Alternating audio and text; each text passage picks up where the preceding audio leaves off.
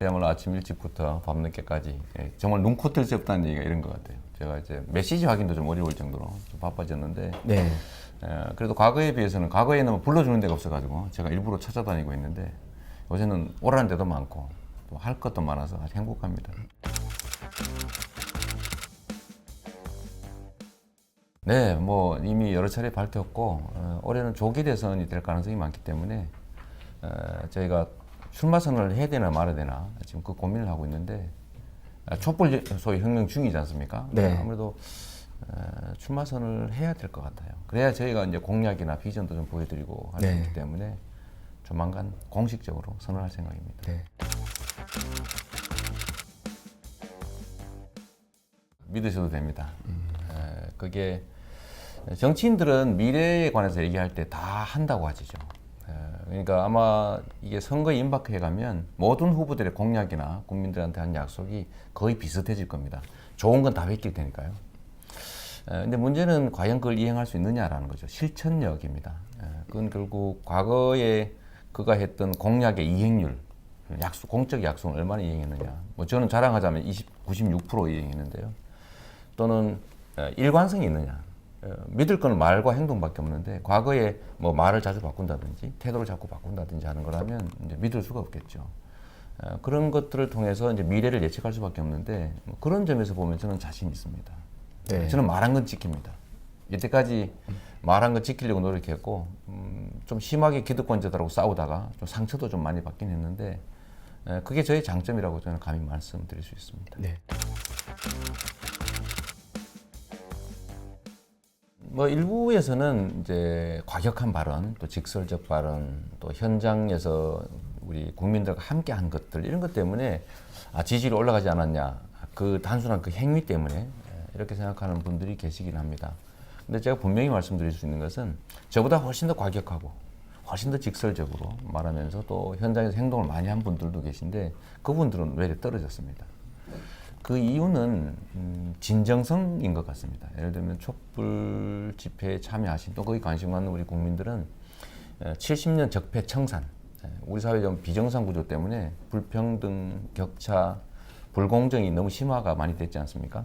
근데 그런 비정상 체제를 극복 청산하고 공정한 세상, 모두에게 기회가 주어지는 또 기여한 만큼 이제 몫을 차지하는 그런 공정한 세상을 바라는데 그 공정한 세상을 위해서 치열하게 싸워왔던 게 저고 또 그러다 보니까 똑같은 얘기를 해도 울림과 공감이 좀 달랐던 것 같아요.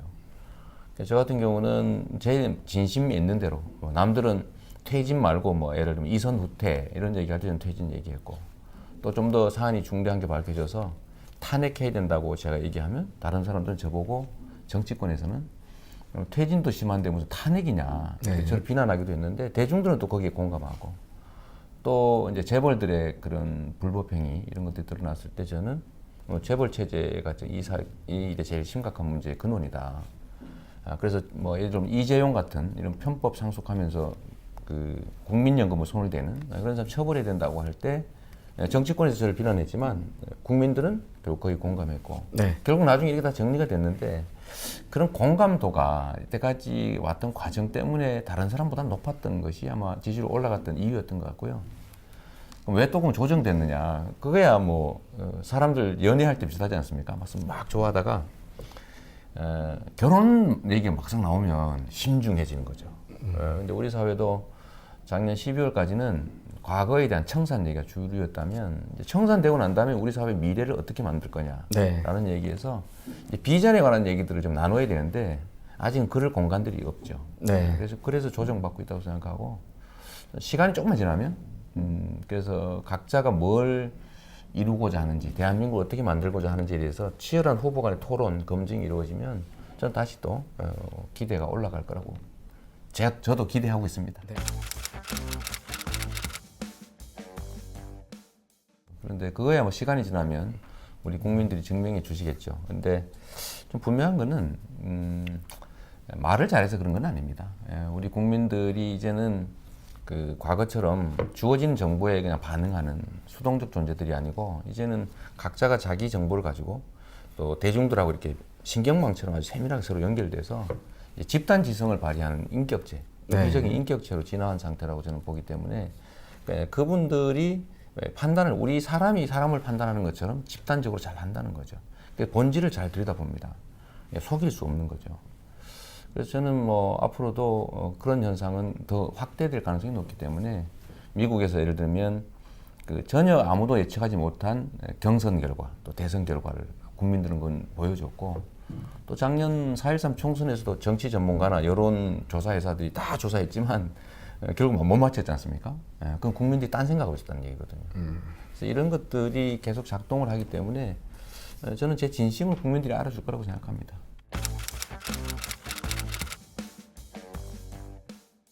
현상으로 봤을 때 이제 정치 기득권자가 아닌 소위 새로운 질서를 만들어낼 것 같은 신진들이 국민들과 함께 정치 기득권자들에게 도전한 게 미국의 이제 정당 경선 아니겠습니까? 네. 그 점에서는 트럼프도 같고 버니 샌더스도 같은데 약간의 양식이 달랐죠. 그 기본은 같은데 대중과 함께 정치 기득권을 넘어서려는 도전을 했고 그런데 트럼프는 성공했고 버니 샌더스는 실패했죠. 네.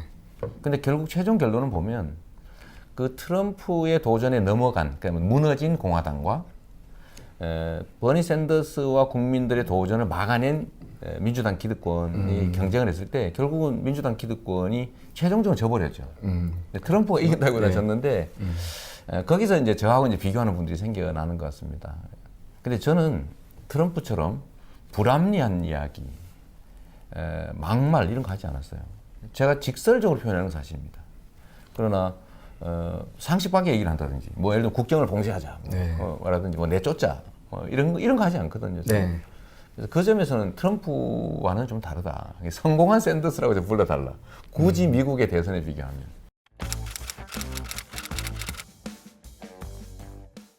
네 글자로 만든다면 공정사회 건설입니다. 공정국가. 네.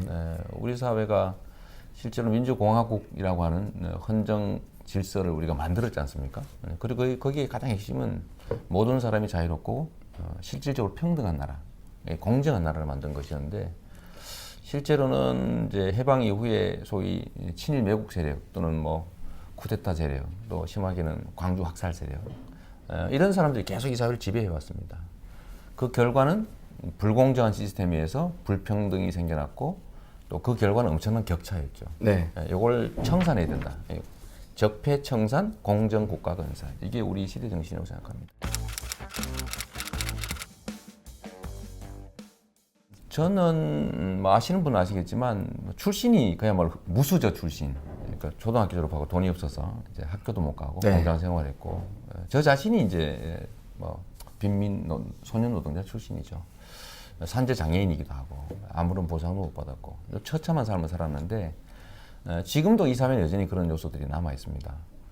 제가 사법연수원을 마치고 소위 판사, 검사, 변호사 중에서 진로 선택을 할 때 저는 우리 사회의 공정한 미래를 위해서 나 같은 사람 다시는 안 생기게 우리 형제자매들 그런 일 겪지 않도록 하기 위해서 공정한 사회를 위한 삶을 살기로 했죠.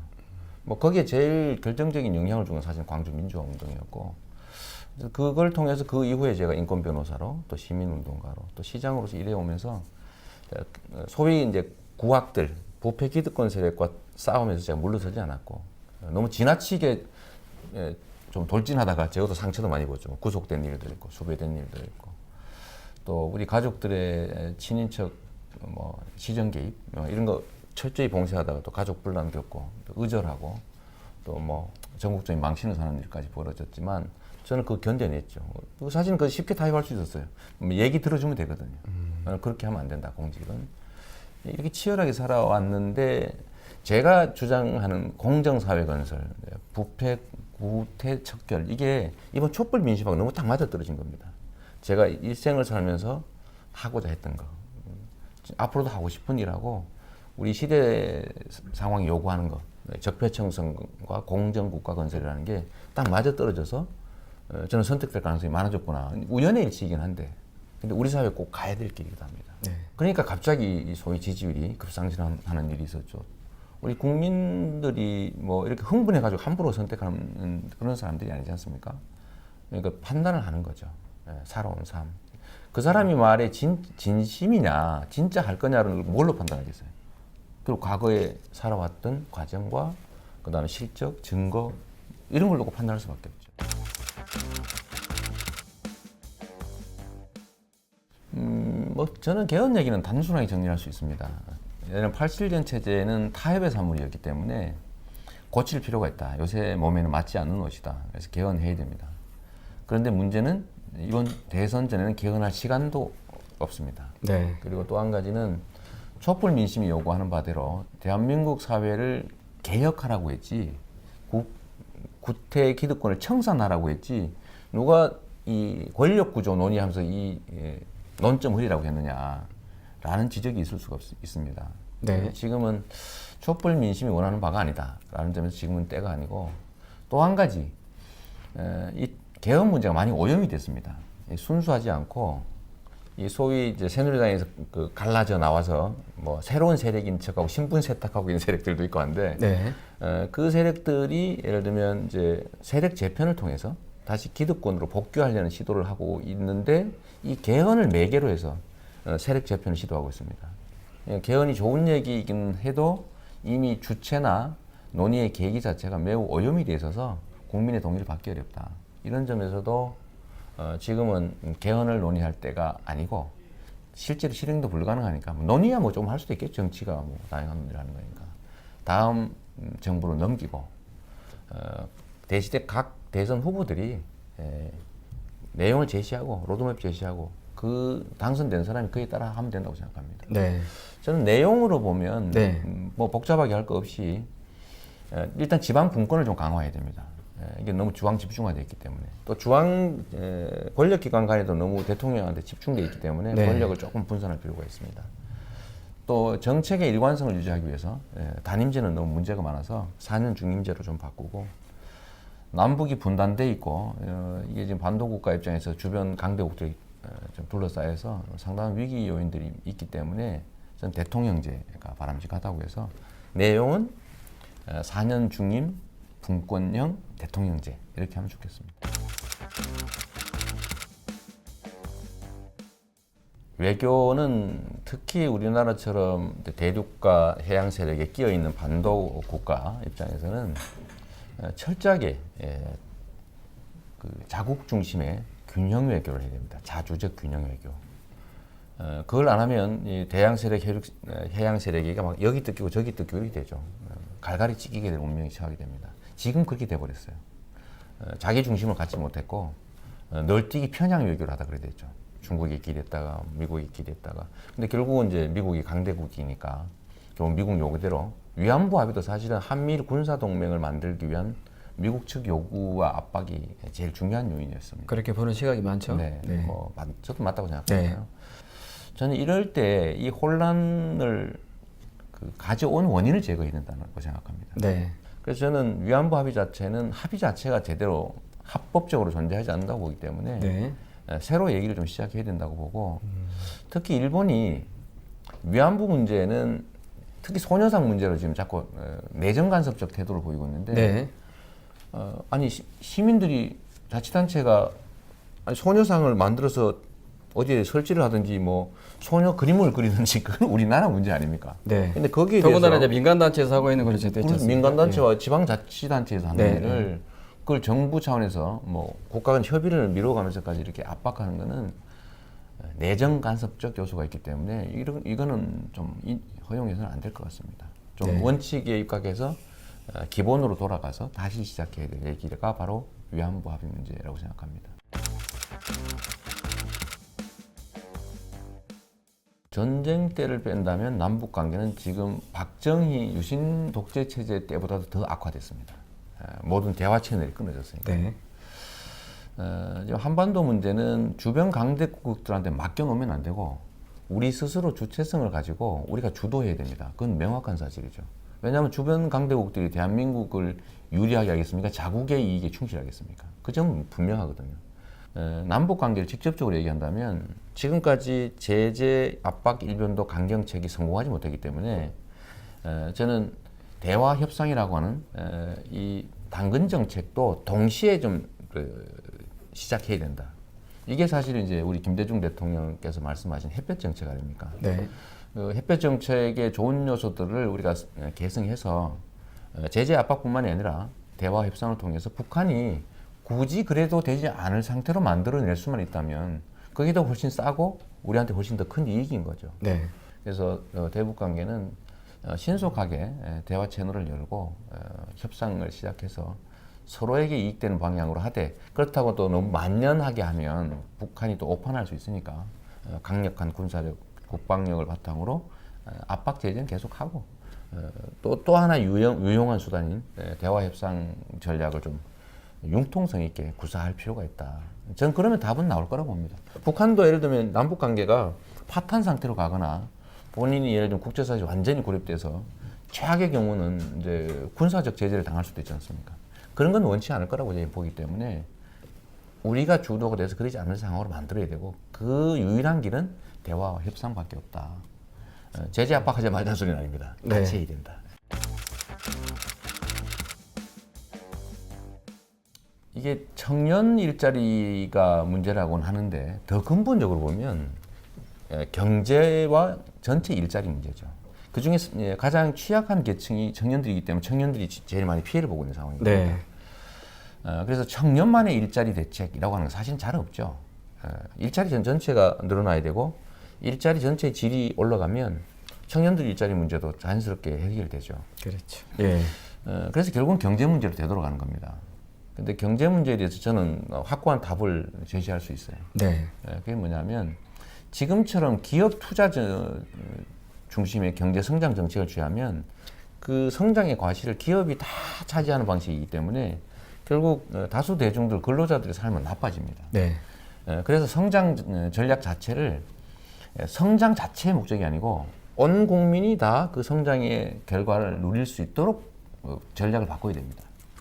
그게 바로 뭐냐면 1930년대 미국 루즈벨트 대통령이 시행했던 뉴딜 정책이죠. 네. 뉴딜 정책의 핵심은 뭐냐면 그때 당시에 기업들이 너무 자산과 기회를 많이 갖고 막 독점하고 이러니까 노동자들 일자리도 없어지고 수입도 줄어들고 그래서 대공황이 왔거든요. 네. 해결 방법은 기업들이 공정한 경쟁을 할 수 있도록 즉 우리나라처럼 재벌 기업들이 마음대로 뭐 내부 거래하고 뭐 일감 몰아주기 하고 중소기업 막 약탈하고 노동자 탄압하고 이런 식으로 횡포를 부리는 거를 규제를 하기 시작하는 거죠.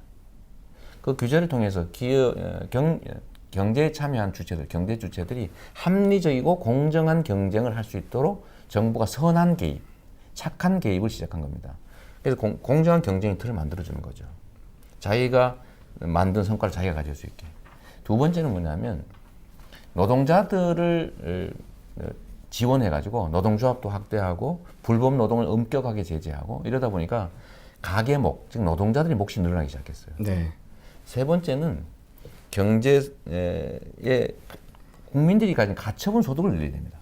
돈을 쓸 수 있어야 경제가 살잖아요. 네. 지금 그런데 재벌 대기업들 30대 재벌에게 750조 원이라고 하는 1년 국민 총생산의 절반에 육박하는 금액이 산의 유보금으로 지금 쟁여져 있습니다. 네. 이게 안 쓰여지거든요. 그래서 이거를 우리가 조세 형태로 좀 일부 환수해서 국민들에게 가처분 소득으로 조금 지급해 줘야 된다.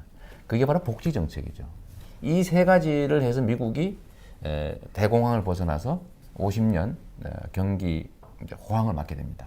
그러니까 우리도 저는 대기업들이나 경제적 강자들의 일방적 횡포를 정부가 나서 적절히 규제하는 것 첫째. 네. 두 번째는 노동조합을 강화하고 불법 노동을 근절하고 장시간 노동 못하게 하고 초과 근로에 대해서 실제 1.5배 임금을 지급하게 하면 뭐 1.5배씩 주면서 사람 연장 근로 시킬 필요 없지 않습니까? 그러면 새로 뽑겠죠, 사람을. 그렇게 하면 일자리가 한 80만 개 정도 늘어납니다. 그 정도를 하고 그다음에 노동조합을 강화하면 노동자들이 목소리가 커져서 노동의 몫이 커지지 않습니까? 그러면 가계소득이 늘어나죠. 그럼 중산층이 생겨납니다. 그리고 마지막으로 하나가 제가 가장 강력하게 주장하는 거, 기본소득을 도입하는 거예요. 정부가 재정 지출을 하는데 그거를 무슨 뭐 4대 강인이 무슨 뭐 자원예금 이런 데 쓰지 말고 이걸 복지재원으로 전환해서 모든 국민들에게 현금 또는 쿠폰 형태로 지역화폐로 지급을 하는 거죠. 그래서 제가 지금 제안한 게 국가 예산 400조 중에서 한 7% 정도를 좀 용도를 전환해서 30조 원 정도를 만든 다음에 2,800만 명 정도에게 연간 100만 원씩의 기본소득을 지급하는 거예요. 그러면 이 28조 원이죠. 28조 원인데 정부 예산으로 큰 돈이 아닙니다. 이걸 2,800만 명이 받게 되는데 이거를 일종의 지역화폐로 동네에서 써야 되는 쿠폰 형태로 지급하는 거예요. 그럼 동네 자영업자들이 다 살게 되죠. 그러면 경제 전체가 선순환이 됩니다. 국민의 가처분 소득이 늘어나고 기업들은 공정한 경쟁을 하게 되고 그러면 경제가 살아나죠. 이거를 소위 IMF나 세계은행이 말하는 포용적 성장이라고 하는 건데 이걸 우리가 채택해서 경제 정책으로 취하고 밀어붙이면 약간 힘들긴 하겠지만 기득권자들의 저항이 있겠지만 비로소 경제가 살아날 수 있다. 그래야 일자리가 늘어나고 그래야 청년들의 문제도 해결되죠. 그게 일자리를 만드는 문제죠.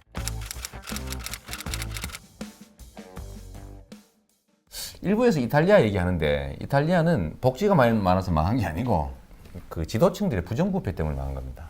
부자들이 세금도 안 내고 부정부패하고 그래서 망한 것이고 북유럽처럼 예를 들면 수입의 50% 가까이를 세금으로 내는 나라들은 지금도 경기 영향받지 않고 탄탄하게 성장하고 국민들이 행복해하지 않습니까?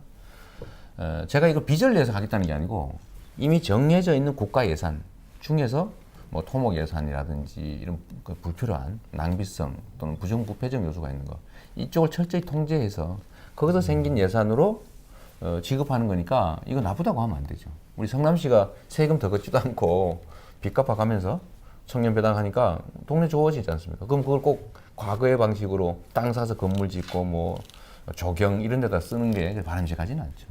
그건 권장해야 될 바라고 생각합니다. 하나만 더 얘기하면 정부는 재정을 통해서 경제 몫의 4분의 1의 역할을 하지 않습니까? 1600조 중에 정부가 400조를 지출하니까 4분의 1 정도 기여를 하는데 25% 가까이 되죠. 그런데 이 25%가 투자를 합니다. 그 투자에는 토목 투자가 있죠. 4대강 같은 거. 네. 근데 그거보다는 인적 투자가 있을 수 있습니다. 사람에 투자하는 거죠. 학생들을 위해서, 양육을 위해서, 청년들을 위해서. 지금 제가 하겠다는 게 그런 거거든요. 그러면 이게 투자 효율이 소위 투자 대비 효율이 토목공사는 보통 1대 1 정도인데 네. 이건 한 4 내지 5배 효과가 있다는 거예요. 그 경제학적으로. 이런 것들이 오히려 성장 잠재력, 경제 체력을 튼튼하게 하고 네. 그 사람이 수입을 얻어서가 아니라 그 돈을 거기다 쓸 거니까 재벌한테 30조 주면 창고에 돈만 늘어나지 않습니까? 그런데 이걸 국민 전원에게 2,800만 명에게 지급을 하게 되면 그 돈은 다 쓰여지죠. 그게 경제 활성화에 도움이 된다는 겁니다. 저는 정말 광주 때문에 인생의 충격을 받고 내 삶을 바꿨습니다. 그러신가요? 제가 이번 광주의 첫 촛불 집회 때 가서 뭐 기회가 돼서 제가 그 말씀도 한번 드렸는데 저는 광주 민주화 운동을 폭동으로 알았던 그냥 일베였습니다. 그러셨어요? 그럼 왜냐하면 당시에는 제가 공장을 다닐 때인데 어려서 네. 제가 오리엔트 공장 이런 데 다니고 있을 때인데 신문 방송 뭐 동네 들은 얘기가 다 폭도라고 하는데 저도 같이 욕했었죠.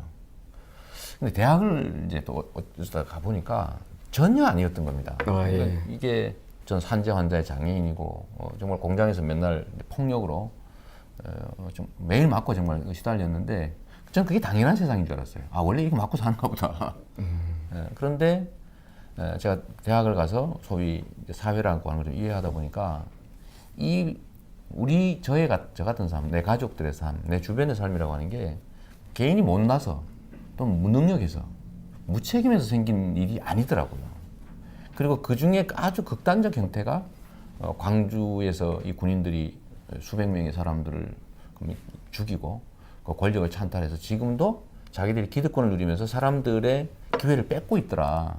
이걸 고치지 않으면 나는 탈출해서 잘 살 수 있을지 몰라도 내 가족 형제들은 못 살겠구나 이게. 그래서 제가 그때 이 사회를 좀 바꿔야 된다 이게. 그게 나의 행복한 삶이다 이렇게 결정하고 제가 판검사 다 포기하고 이제 소위 사회운동으로 완전히 투신하게 됐는데 그래서 제가 광주는 저의 사회적 어머니다. 그러니까 이 사회적 삶의 방향을 거기서 정해줬으니까요. 그건 인연이라고 할 수는 없고 그래서 제가 관심도 많고 저는 언제나 광주 얘기를 하죠. 세월호도 광주를 진상규명하지 못하고 엄정한 책임 묻지 못했기 때문에 다시 재발한 사건이다. 네. 뭐 이렇게 얘기하고 그래서 저는 이제 광주 뭐 넓게는 호남이 대한민국의 민주주의를 그야말로 지켜왔고 또 가장 엄혹할 때도 그곳에서 살아남았었고 또 앞으로도 예를 들면 대한민국 야권 민주 진영에는 어차피 해결 역할을 할 수밖에 없는 그런 지역인데 문제는 상당히 소외되고 억울한 그 배제의 네. 대상이 돼서 치른 희생이 너무 많다. 그런 안타까운 생각을 갖고 있습니다.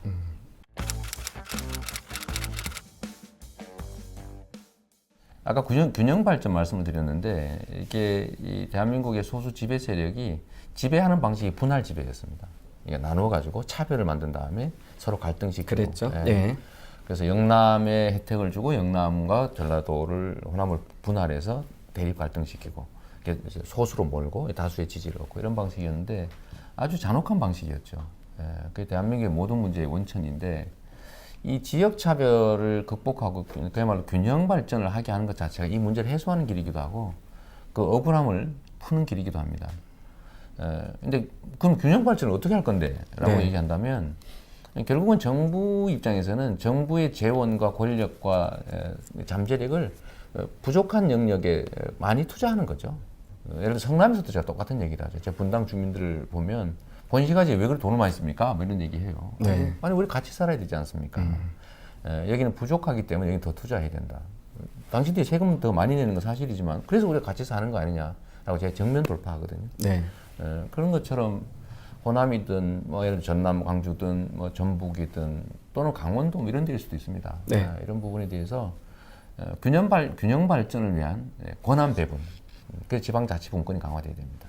예산 배분, 네. 정책적 배려, 뭐 산업 입지나 교육 문제에 대해서 뭐 특별한 배려 이런 것들이 필요하죠. 네.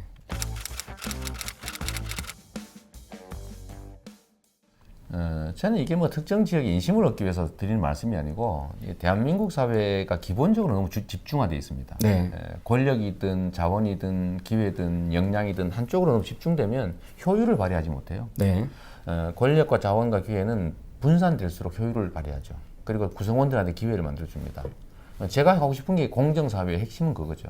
우리가 가지고 있는 것들을 너무 특정 소수한테 집중시키지 말자. 주황으로 집중하는 것도 옳지 않고 지역으로 집중하는 것도 옳지 않고 그래서 이거는 분산시키고 분산을 통해서 그 자원과 기회가 효율을 발휘하게 하는 것은 우리가 가야 될 길입니다. 네. 그러니까 특정 지역을 위해서가 아니고요. 그래야 예를 들면 국토가 효율적으로 사용되죠. 네. 그다음 우리 다음 세대들도 좀 더 많은 기회를 가질 수 있지 않습니까? 네. 근데 지금은 너무 집중화돼서 제가 수도권에 있긴 하지만 소위 수도권 규제라고 하는 거 지금 풀자는 얘기 많은데 저는 거기 절대 동의하지 않아요. 아, 그렇습니까? 네. 뭐 이거 이 방송 다 볼 텐데 저는 어디나 똑같은 얘기를 하니까요. 왜냐하면 서울에 뭐 뭘 하려도 땅값이 말입니다. 뭐 5천만 원 막 1억씩 하는데 거기서 뭘 할 수 있겠어요? 네. 자원이 비효율적으로 사용되고 있죠. 그래서 저는 뭐 노무현 대통령이 네. 분권 전략에 관심이 많으셨잖아요. 저도 자치분권연대 뭐 전국 뭐 대표도 맡고 그래서 분권 운동도 많이 했던 사람인데 이 분권이라고 하는 것은 지방의 뭐 표를 위해서가 아니라 네. 우리나라가 사는 길입니다.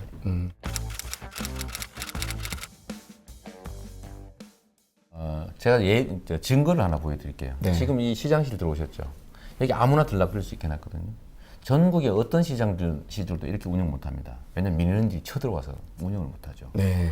성남시에 제가 취임할 당시에 수십 개의 집단 민원이 있었습니다. 제가 다 두세 시간씩 만나서 다 해소했어요. 들어줄 건 들어주고 안 되는 건 다 불가능한 이유를 설명해서 다 정리했죠. 저는 정치적 언어를 쓰지 않습니다. 우리 함께 검토해 봅시다. 노력해 봅시다. 적극 검토할게 이런 소리 하지 않죠. 다 들어보고 결론 냅니다. 됩니다. 안 됩니다. 이제 그만하세요. 그래서 지금 다 없어졌어요. 집단 민원이. 대신에 이런 건 또 있어요. 그런 건 대화할 상대 아닙니까? 그런데 불법을 강요하는 경우가 있습니다. 집단 민원을 빙자해서 불법을 강요하죠. 저는 그거 절대 허용하지 않습니다. 그래서 그런 부분들은 충돌로 나타나죠. 얼마 전에 나타난 것처럼 철거민 들어가고. 네, 동영상 저도 봤습니다. 1년 6개월 동안 성남시가 아무 책임도 없는 LH공사에 요구할 이주 대책을 성남시가 대신 해놓으라고 요구한 겁니다. 그거 들어주면 됩니까? 안 됩니까? 보통 1년 6개월 정도 괴롭히고 시장을 가다 정치적으로 타격을 주면 타협적인 방안을 제시합니다. 다른 방식으로 우회 지원을 하죠. 뭐 그럴 방법이 있으니까요. 근데 그렇게 하면 안 되죠. 그래서 저는 그런 점들을 철저하게 되는 건 되고 안 되는 건 안 되는 거 정리합니다. 내가 좀 손실을 발생해도 그렇게 하니까 성남시는 이런 집단 민원이 양상이 완전히 다릅니다. 다 메일로 씁니다, 저한테. 그래야 정상적인 사회 아닌가요? 그리고 제가 싸우는 상대가 있어요. 아무나 하고 다 싸우는 줄 아는데 저는 대화할 입장이 다른 상대와는 싸우지 않습니다. 대화하고 타협하죠. 설명하고. 제가 싸우는 상대는 상대방 이웃집을 가장한 강도 같은 겁니다. 이웃집하고야 대화하고 설득하고 같이 가야죠. 내가 양보해서라도. 왜냐하면 어느 길로 가나 똑같은 거니까. 둘은 하나는 선이고 하나는 악이 아닌 거죠. 방법이 다를 뿐이잖아요. 보수와 진보의 논쟁이라든지 이런 거 그런 거죠. 그런데 이웃집을 가장한 범죄 집단들이 있습니다. 불법적 이익을 요구하는 불법 집단들. 근데 거기와는 치열하게 싸우죠. 부패 세력과 타협하면 됩니까? 부패 세력을 포용하면 안 되잖아요. 그런 점에서 저는 선은 분명하다. 포용은 해야 되는 포용은 확실하게 합니다. 그러나 선을 넘는 불법적인 제거해야 될 사회학들과는 절대 타협하지 않죠. 근데 그 점을 보고 사회학과 타협하지 않는 걸 보고 이거 혹시 상대방하고 타협하지 않는 거 아닐까? 라고 생각하는데 그건 전혀 오해세요.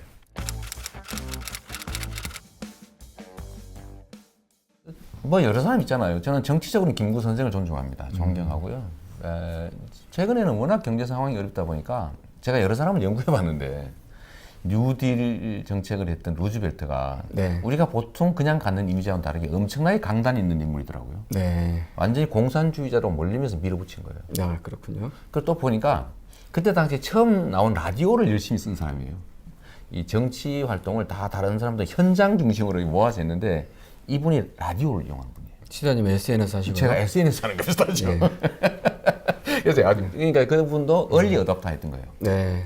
그래서 취임 연설을 뭐 6천만 명의 미국민이 다 들었다는 거예요. 라디오로. 네. 라디오를 맨날 썼으니까.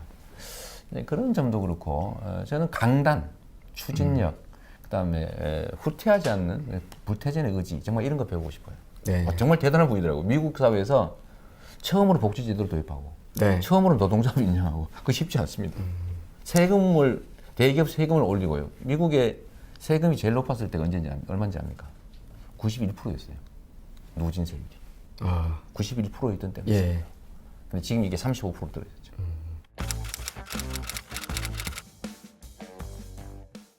제 전임 시장들이 다 감옥을 갔습니다. 공직을 이용해서 부정부패를 저지르다가. 아, 성남이 그러고 있었어요? 아, 예. 그리고 우리나라 대통령들이 다 측근 친인척 비리 아니 본인 스스로의 비리 때문에 거의 마지막이 예쁘지 않았죠. 네. 거의 다. 저는 그러지 않는 그야말로 청렴 강직한 그런 대통령. 그야말로 임기 끝나고 났더니 재산이 좀 줄었더라. 저는 지금 재산 줄고 있거든요. 시작하면서 재산이 줄고 있어요. 네. 그러니까 대통령을 마쳤을 때 저 사람은 네. 처음으로 억강부약을 실천한 청렴 강직한 대통령이었다는 얘기 듣고 싶어요. 네. 정치는 억강부약하는 데 있습니다. 그러니까 강자들의 횡포를 제압하고 약자들 다수의 힘을 좀 북돋아서 함께 살게 만드는. 네. 그러려고 하면 강자들하고 친하게 지내면 안 되거든요. 네. 강자들 끊임없이 싸우고 억압해야 되는데 그러면 강자들로부터 이익을 보면 안 됩니다. 그래서 미리 제가 좀 열심히 관리하고 있죠. 강자들 근처에서 같이 놀지 말자. 알겠습니다. 예.